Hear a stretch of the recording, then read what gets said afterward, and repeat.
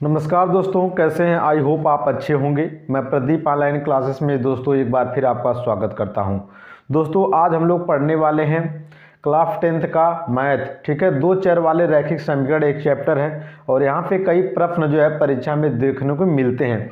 तो आज हम लोग पढ़ने वाले हैं 2 चर वाले रैखिक समीकरण का बहुविकल्पी प्रश्न। ठीक है दोस्तों, तो चलिए शुरू करते हैं। और यदि आप चैनल पे पहली बार आए हैं दोस्तों तो प्लीज़ चैनल को सब्सक्राइब कर लीजिएगा। ठीक है, तो 2 चर वाले रैखिक समीकरण को शुरू करने से पहले इसमें कुछ महत्वपूर्ण बातें होती दोस्तों, वो आपको याद होना चाहिए, तभी आप क्वेश्चन लगा पाएंगे। ठीक है, तो मैं यहाँ पे कुछ बातें लिख रहा हूँ, इसको आप याद रखिएगा। ठीक है, तभी जाके आप सवाल को अच्छी तरह से लगा सकेंगे।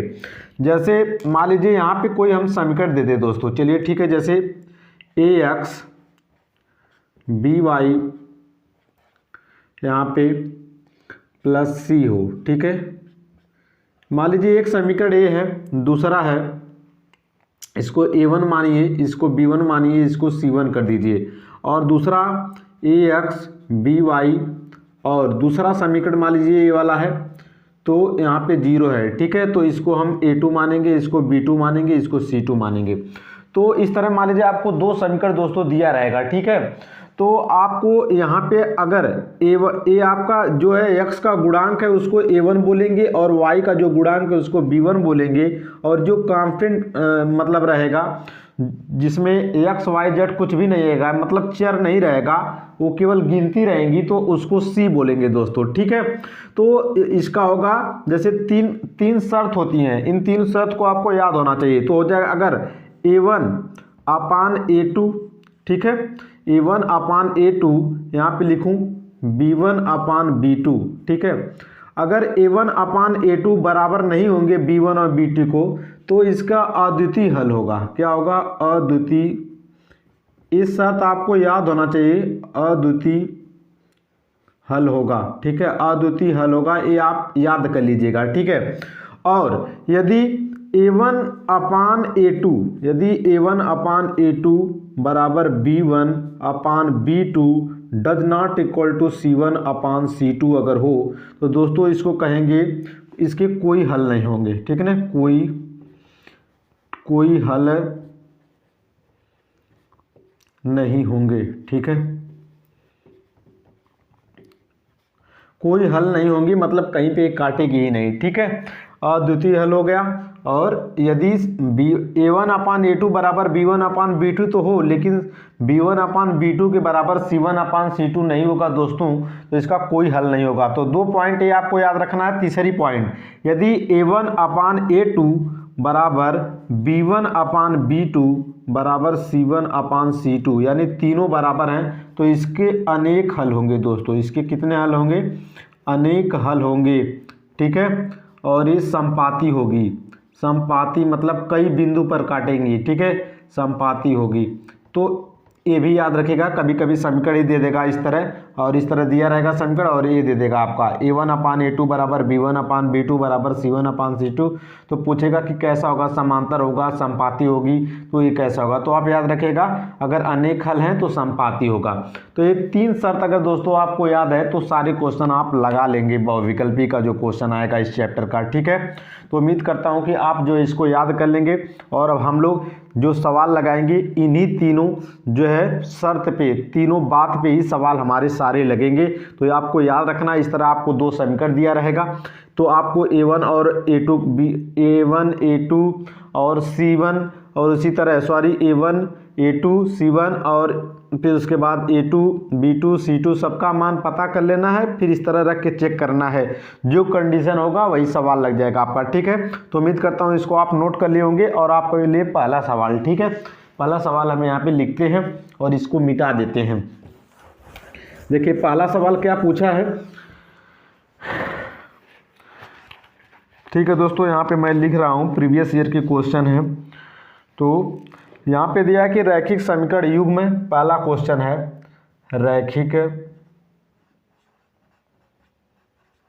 रैखिक समीकरण युग में ये 3 पॉइंट अगर आपको याद होगा तो आप बहुत आसानी से लगा लेंगे। 3x + 5y = 3। एक समीकरण तो ये दे दिया, फिर दिया है कामा 6 एक्स प्लस के वाई इक्वल टू 8 दोस्तों 8 दिया है का कोई हल नहीं है, का कोई हल नहीं है, कोई हल नहीं है। ठीक है दोस्तों, कोई हल नहीं है, यहाँ पे दिया है। फिर कह रहा है कि यदि, फिर दिया यहाँ पे यदि, ठीक है। अब विकल्प दे दिया है आपके लिए, विकल्प दिया दोस्तों k बराबर 5, यहाँ पे k का वैल्यू निकालना है, k बराबर 5, k बराबर 10 और k does not equal to 10 और k does not equal to 5। ये 4 विकल्प हैं, एक विकल्प सही होगा दोस्तों। ठीक है, तो इसको हमको लगाना है इस सवाल को, और ये 2012 में ही पूछा था। ठीक है दोस्तों, तो कैसे लगाएंगे इस सवाल को? सवाल में कुछ नहीं है, यहाँ पे देखिए शर्त, यहाँ पे कोई हल नहीं है। कोई हल नहीं है के लिए मैंने आपको क्या बताया था? कोई हल नहीं है, इसके लिए आपको बताया था कि A1 अपान A2 बराबर B1 upon B2 does not equal to C1 upon C2। यही कंडीशन होता है ना, कोई हल नहीं है, तो आपको ये याद होना चाहिए। कोई हल नहीं, बस यहीं से पकड़ लीजिए, ये कंडीशन होता है। तो चलिए लगाते हैं इस सवाल को। देखिए पहला इक्वेशन दिया है 3x प्लस 5y बराबर 3। ठीक है दोस्तों, 3 हो गया। अब इस 3 को इधर ला दीजिए आप, तो हो जाएगा 3x प्लस 5y माइनस 3 बराबर 0 उधर करना है आपको। ठीक है, ये हो गया, समीकरण 1 हो गया। दूसरा दिया है 6x प्लस KY बराबर, यहाँ पे दोस्तों 8 है, तो इस पक्ष में लाएंगे तो -8 हो जाएगा।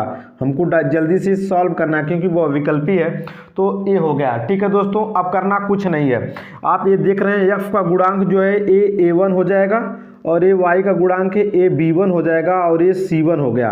उसी तरह यहाँ पे दूसरे वाले समीकरण में f का गुणांक A होता है, तो ये दूसरा वाला समीकरण तो A2 हो गया, और y का गुणांक B होता है तो A B2 हो गया, ये आपका C2 हो गया दोस्तों। यानी हमको पता है कि A1 का मान 3, B1 का मान 5 है और C1 का मान -3 है दोस्तों, और यहाँ पे A2 का मान 6 है और B2 का मान K है और C2 का मान -8 है।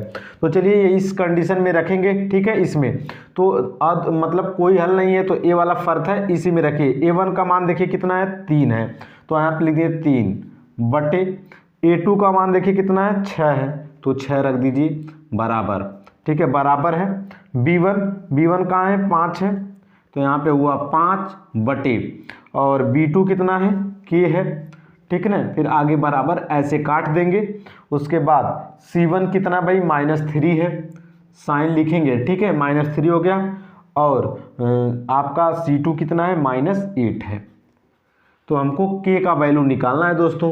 तो K का वैल्यू कैसे निकलेगा? तो चलिए इस वाले यहाँ पे थोड़ा चेक करते हैं। तो ये हो जाएगा, देखिए अगर यहाँ से लेंगे इस समीकरण को, तो हो जाएगा 3/6 बराबर 5/K। तो यहाँ पे 3 1 जा 3, मतलब 3 1 9 3, 3 दूनी 6। तो दोस्तों K बराबर, K का गुणा 1 में करोगे तो K हो जाएगा, और 2 का 5 में करोगे तो 10, तो K बराबर 10 आ गया। और यहाँ पे अगर चेक करोगे इस वाले समीकरण से, तो हो जाएगा 5/K बराबर डज नॉट इक्वल टू है, ये माइनस से माइनस कट गया, 3/8। ठीक है, तो 3K तो हो जाएगा यहाँ पे 40 हो जाएगा, इसका गुणा इसमें करोगे तो 40, काट देंगे बराबर का निशान, 3K। तो K बराबर निकालेंगे तो 40 बटे 3 does not equal to K। तो ए वाला विकल्प तो कहीं नहीं मिल रहा, देखिए, तो इसका मतलब K बराबर 10 मिल रहा है, तो आपका ए वाला विकल्प बिल्कुल सही हो जाएगा दोस्तों। ठीक है, तो सवाल वो विकल्प ही था, लेकिन लगाएंगे तो इतना टाइम लगेगी आपको। ठीक है, तो इस तरह से पहला क्वेश्चन हो गया। ठीक ना, आप ध्यान दीजिए बस इतना ही। देखिए इस वाले संकट पे ध्यान देंगे तो 3 से मैंने 6 को काटा, 1/2 आया, और 5/K है, तो K का गुणा 1 में किया तो K हुआ, और 2 का 5 में किया तो 10 हुआ। तो उम्मीद करता हूँ आपको ये वाला सवाल समझ में आया होगा। चलते हैं नेक्स्ट क्वेश्चन पे। ठीक है, तो आपको ये कंडीशन तीनों याद रहेगा तो सारे सवाल लग जाएंगे। ठीक है, अगला देखते हैं। अगला दिया दोस्तों कि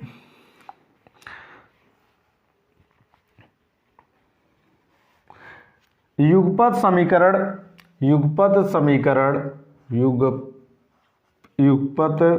समीकरण, ठीक है। फिर ऐसे ही सवाल दिया है समीकरण, अभी आपको क्लियर हो जाएगा, ठीक है। x प्लस टू वाई बराबर दोस्तों दिया है 70 और, ठीक है, और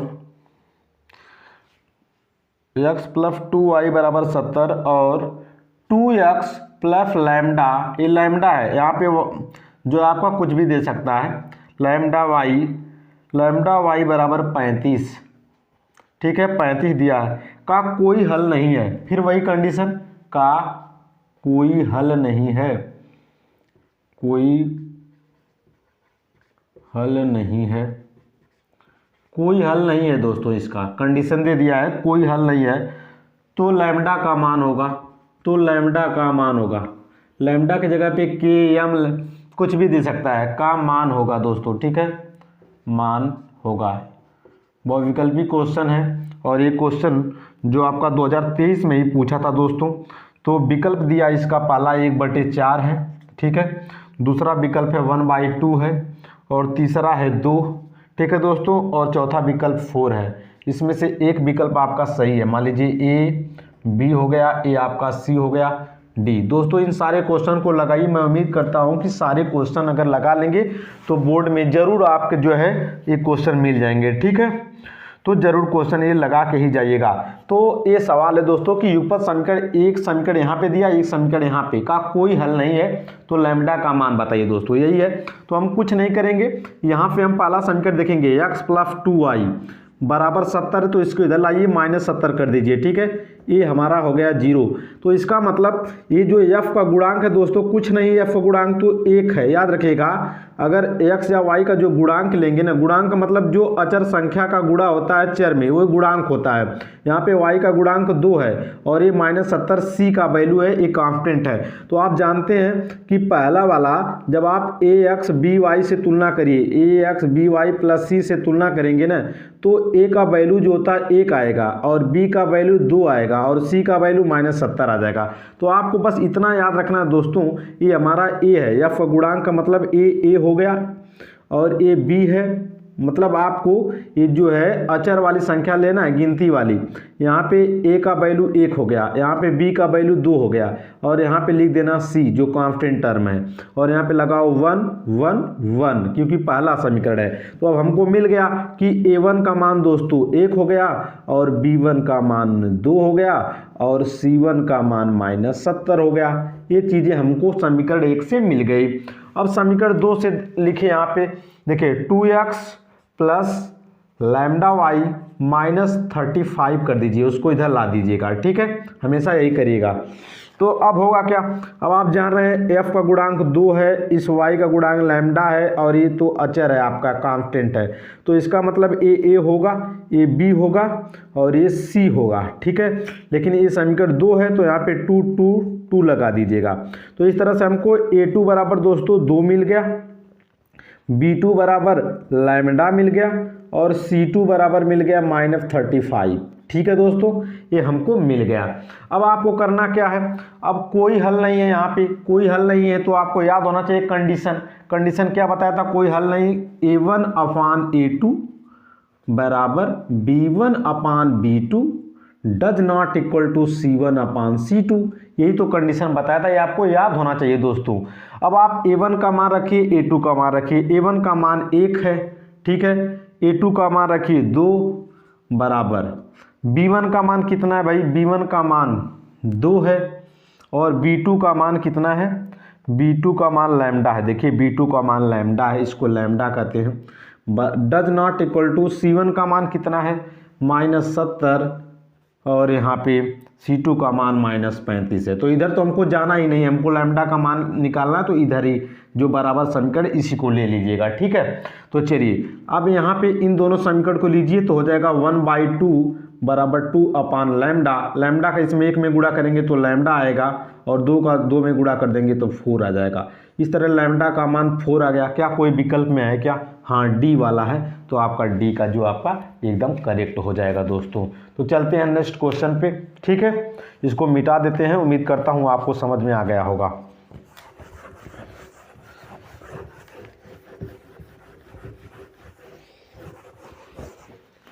चलिए नेक्स्ट क्वेश्चन पे चलते हैं।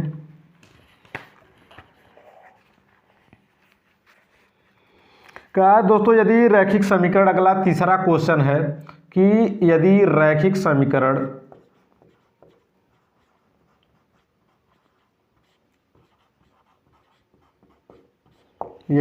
समीकरण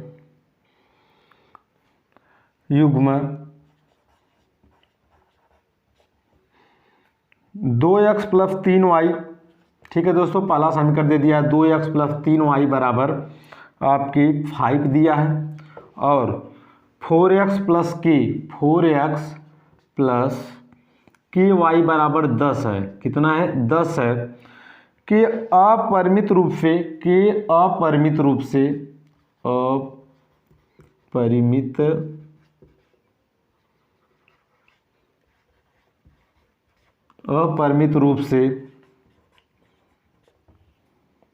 अनेक हल हैं दोस्तों।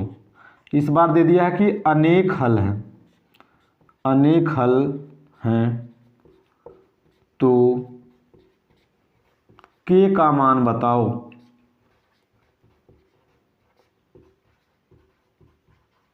ठीक है, ये सवाल है और ये सवाल 2023 में ही दोस्तों पूछा है। ठीक है, तो ऐसे ही क्वेश्चन 2024 में आएंगे। तो k का मान पूछ दिया दोस्तों, तो हमको यहाँ पे समीकरण दे दिया है 2x।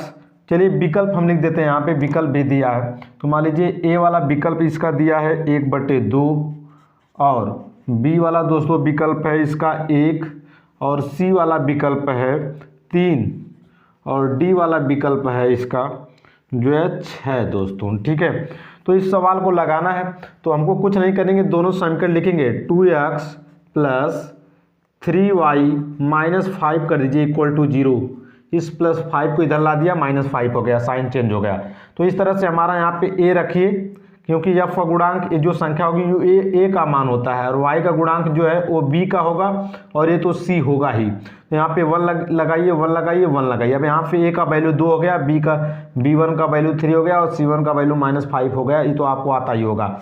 दूसरा समीकरण देखते हैं दोस्तों 4k। अब थोड़ा जल्दी जल्दी लगाएंगे क्योंकि अब आप समझ गए होंगे। -10, इस +10 को इधर ला दीजिएगा, -10 बराबर 0 दोस्तों।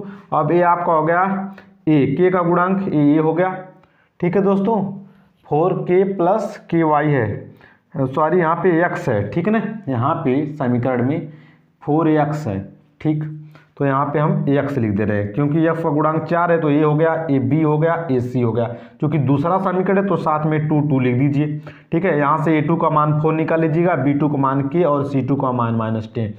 अनेक हल हैं, यहाँ पे कंडीशन दे दिया दोस्तों कि अनेक हल है, और अनेक हल के लिए क्या होता है, सब बराबर हो जाएंगे। ठीक है, a1/a2 बराबर b1/b2 बराबर c1/c2, सारे बराबर है। अब a1 और a2 का मान रख दीजिए फटाफट, यहाँ पे 2 हो गया, और a2 का मान कितना है 4 रख दीजिए, बराबर b1 का मान रखिए कितना है 3 रख दिए, और b2 का मान देखिए यहाँ से k है, k रख दिए, बराबर। उसकी c की जरूरत भी नहीं पड़ेगी, लेकिन लिख दे रहा हूँ c1 का मान -5/c2 का मान -10 दोस्तों। तो चाहे आप इन दोनों समीकरण को ले लीजिए, चाहे इन दोनों समीकरण को ले लीजिए, तो हम यही वाला ले रहे हैं। ठीक है, तो 2/4 बराबर 3/k, क्योंकि यहाँ से भी लगाएंगे इन दोनों को लेके तभी k का मान निकल जाएगा, और इनको लेंगे तभी। अब बराबर क्यों लिखा, क्योंकि अनेक हल है, अनेक हल के लिए तीनों बराबर होते हैं, जैसा कि मैंने आपको बताया था। तो ठीक है दोस्तों, यहाँ पे k हो गया, ये देखिए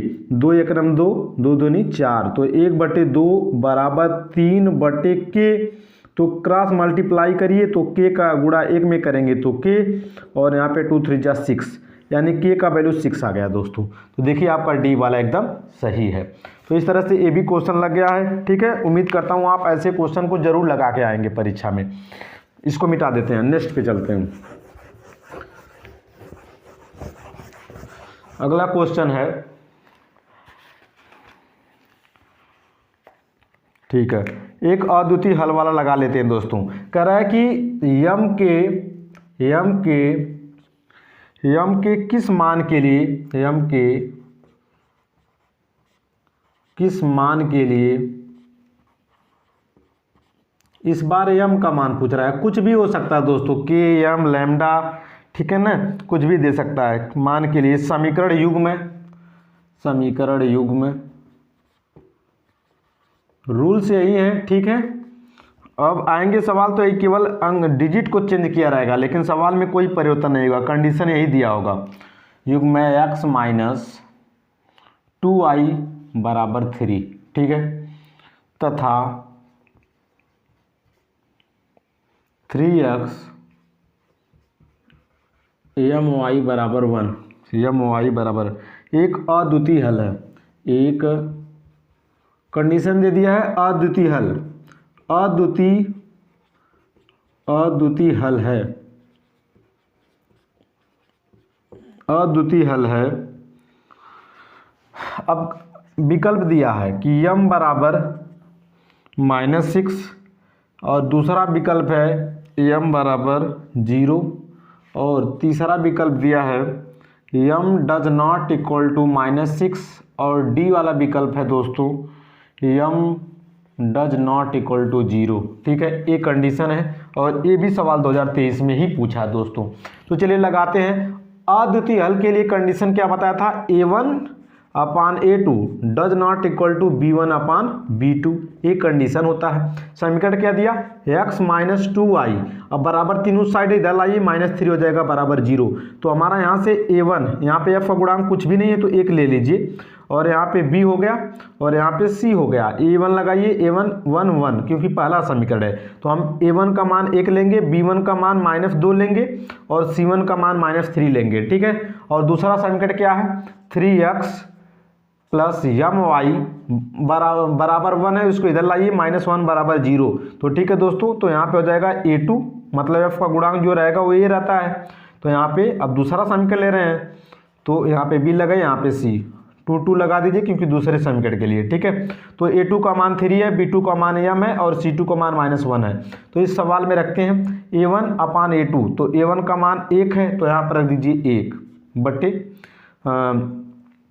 a2 का मान 3 है, फिर बराबर डज नॉट इक्वल टू कर दीजिए। अब b1 कितना भाई, -2 है, -2 और b2 कितना है, m है, देखिए b2 का मान m है तो यहाँ पे m रखती है। m का वैल्यू निकाल दीजिए, देखिए m का गुणा 1 में करेंगे तो m हो जाएगा, ये यहाँ पे बराबर को काट दीजिए ऐसे, ठीक है। m का गुणा 1 में किया तो m, बराबर को काट दिया, 3 का गुणा 2 में करिए -6। क्या m does not equal to -6 वाला कोई विकल्प है क्या, ये देखिए c। तो इस तरह से लग गया सवाल हमारा, ठीक है। तो उम्मीद करता हूँ आपको आ रहा होगा, कोई दिक्कत नहीं होगा, ठीक है। तीनों कंडीशन पे मैंने आपको सवाल दे दिया है, ठीक है ना। अब ये जो है, अब थोड़ा अलग टाइप के क्वेश्चन देखते हैं। ये 3 जो आपके कंडीशन थे, तीनों पे मैंने आपको दे दिया है और आप और प्रैक्टिस करिएगा, ठीक है। तो एक और सवाल अलग टाइप का देखते हैं जो इस चैप्टर से आता है। दिया है कि दो संख्याओं का योगफल और अंतर क्रमशः 8 और 2 है दोस्तों। अगला क्वेश्चन दिया कि दो संख्याओं का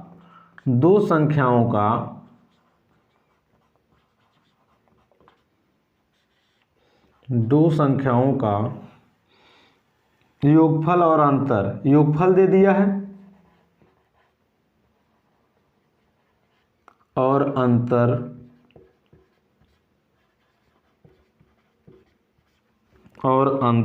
क्रमशः 8 और 2 हैं, क्रमशः 8 और 2 हैं,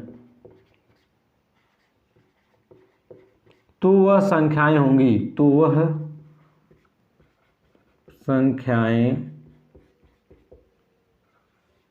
होंगी, ठीक है। यही सवाल है दोस्तों, ठीक है। विकल्प है, विकल्प नहीं लिखेंगे, 2023 में है, हम इसको सॉल्व कर देते हैं डायरेक्ट, ठीक है। तो क्या होगा, देखिए दो संख्याओं का योगफल और अंतर 8 और 2 है, यानी योगफल 8 है और अंतर 2 है। तो दो संख्या मान लीजिएगा, एक x है दूसरा y, तो यहाँ पे कंडीशन बना कि x प्लस वाई दोनों का योगफल कितना है, 8 है, और अंतर कितना है, x माइनस वाई, तब लिखिएगा बराबर 2 है। समीकरण बन गया, दोनों को सॉल्व कर दीजिए, ये जोड़ दीजिए समीकरण को, x 2x और ये कट गया, आपका ये हो जाएगा 10 दोस्तों। तो x बराबर ये 2 गुणा इधर जाके भाग कर देगा, तो 10 बटे 2, 2 पच्छे 10, तो x बराबर 5 हो गया। देखें सवाल लग गया, x बराबर 5 और इस समीकरण में एक में रखेंगे f की जगह पे 5 तो y का मान आ जाएगा 3। देखिए x प्लस वाई बराबर 8 है तो f का वैल्यू 5 आ गया, तो y का वैल्यू आप निकाल सकते हैं दोस्तों। तो y बराबर 8 माइनस 5 तो y का वैल्यू 3 आ गया। ठीक है, तो x बराबर 5 और y बराबर 3, यानी पहली संख्या 5 है और दूसरी संख्या 3 है। ठीक है, तो ये भी हमारा सवाल लग गया। तो नेक्स्ट क्वेश्चन पे चलते हैं। ये भी क्वेश्चन 2023 में ही दोस्तों पूछा था। एक क्वेश्चन और लगाते हैं। ये सारे क्वेश्चन जरूर आप प्रैक्टिस करके ही जाएंगे एग्जाम में। ठीक है,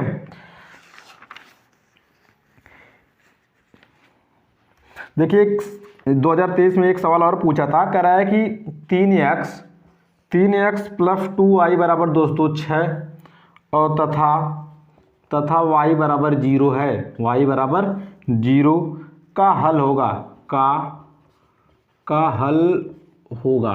ठीक है, एक समीकरण दे दिया, इसमें y का वैल्यू दे दिया दोस्तों, तो पूछ रहा है का हल होगा। विकल्प दे दिया आपका 2, 0 और दूसरा विकल्प दिया 0, 2, तीसरा विकल्प दिया है 3, 0 और ये चौथा विकल्प है 0, 3। दोस्तों कुछ नहीं करना, ये 2023 में का ही सवाल है। इसमें ये आपके विकल्प दिए हैं तो कुछ नहीं करना है। 3x प्लस 2y बराबर 6 समीकरण दे दिया दोस्तों, y का मान 0 है तो इस समीकरण में जहाँ y है वहाँ पे 0 रख दीजिए, हो जाएगा 3x प्लस 2 गुणे y की जगह पे 0 रख दीजिए क्योंकि दिया है, बराबर 6।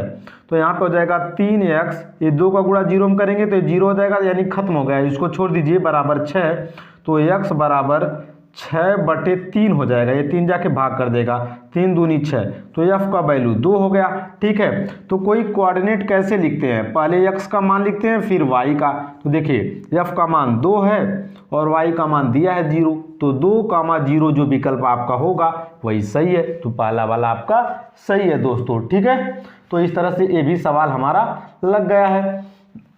ठीक है, तो अगले क्वेश्चन पे चलते हैं, लास्ट क्वेश्चन है। इतने क्वेश्चन आप लगा देंगे तो बहुविकल्पी के लिए जो है काफ़ी है। ठीक है, आपका हर एक क्वेश्चन मिल जाएगा। ठीक है, पूछ दिया कि के किस मान के लिए, के किस मान के लिए, ठीक है दोस्तों, किस मान के लिए, मान के लिए रैखिक समीकरण, रैखिक समीकरण, फिर वही सवाल दे दिया, रैखिक समीकरण युग्म x प्लस के वाई बराबर 1 तथा के एक्स प्लस वाई बराबर के स्क्वायर के अनेक हल होंगे, के अनेक हल होंगे। ठीक है, 2023 का क्वेश्चन है, कुछ करना नहीं दोस्तों। पहला समीकरण दे दिया x प्लस के वाई बराबर 1 है, इधर लाइए बराबर 0, तो ये हमारा a1 हो गया, ये b1 हो गया, ये c1 हो गया। ठीक है, चलिए ये f का गुणांक कुछ नहीं है तो 1 हो गया और y का गुणांक k है और c1 माइनस 1 हो गया, ये हो गया। दूसरा समीकरण देखिए, दूसरा समीकरण है के एक्स प्लस वाई और इसको इधर लाइए माइनस के स्क्वायर बराबर 0। अब आप जानते हैं f का गुणांक a होता है, y का गुणांक यहाँ पे कुछ नहीं है तो 1 है। ठीक है, और यहाँ पे c हो गया, तो हमारा ax मतलब सॉरी यहाँ पे a मान लीजिए इसको, और ये a2 हो गया और ये b है तो b2, ये c2 हो गया है। ठीक है, अब आप कह रहा है कि अनेक हल हैं दोस्तों, अनेक हल की कंडीशन क्या है, तीनों बराबर हो जाएंगे, तो a1/a2 बराबर b1/b2 बराबर c1/c2 कर दीजिए।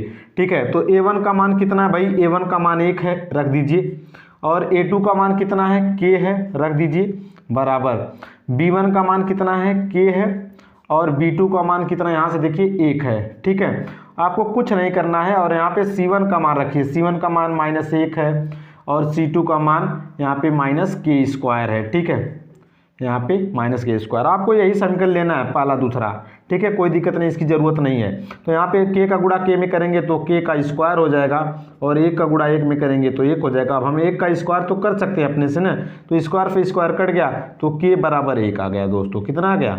k बराबर 1, ठीक है, यही विकल्प दिया था कि k बराबर 1, ठीक है। इस तरह से आपके रैखिक संख्या के सारे बहुविकल्पी क्वेश्चन मैंने बता दिया दोस्तों, ठीक है। उम्मीद करता हूँ कि आप जो है इसको प्रैक्टिस करेंगे। यदि आप प्रैक्टिस करते हैं तो आपके लिए जो बोर्ड में क्वेश्चन आएंगे एकदम आसान बन जाएंगे, ठीक है दोस्तों। तो इसी के साथ जो है समाप्त हुआ, ठीक है। अब मिलते हैं नेक्स्ट वाले वीडियो में, अति लघुत्तरी प्रश्न लेकर आऊँगा, ठीक है। एक बार फिर कहता हूँ, यदि आप चैनल पर पहली बार आए हैं दोस्तों तो प्लीज़ चैनल को सब्सक्राइब कर लीजिएगा। तब तक के लिए अपना ख्याल रखिए, मस्त रहिए, अच्छे से पढ़ाई को करते रहिए। परीक्षा अब एकदम करीब आ गई है, मन लगा के पढ़ते रहिए। जय हिंद, जय भारत।